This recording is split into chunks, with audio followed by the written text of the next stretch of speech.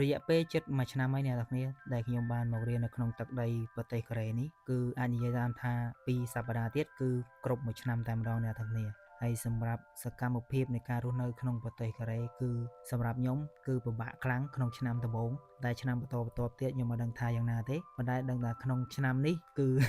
ពិបាកខ្លាំងមែនទែនអ្នកនរគ្នាទី1តាក់ទងនឹងភាសាដោយសារតែយើងមកចាប់ផ្ដើមនៅក្នុងប្រទេសកូរ៉េតែម្ដងក្នុងការរៀនភាសាកូរ៉េអញ្ចឹងវាពិបាកទី2យើងអត់សូវបានដើរលំហែកាយច្រើនអ្នកនរគ្នាដោយសារតែនៅនេះយើងមកដំបូងអត់ដឹងថាដើរទៅណាទៅណីទេយើងនៅតែជុំវិញសាលាអញ្ចឹងណាដូចអ្នកឃើញវីដេអូខ្ញុំពាក្យច្រើននៅតែជុំវិញសាលាទេដោយសារតែយើងអត់សូវមានពេលដើរទៅកន្លែងទីតាំងផ្សេង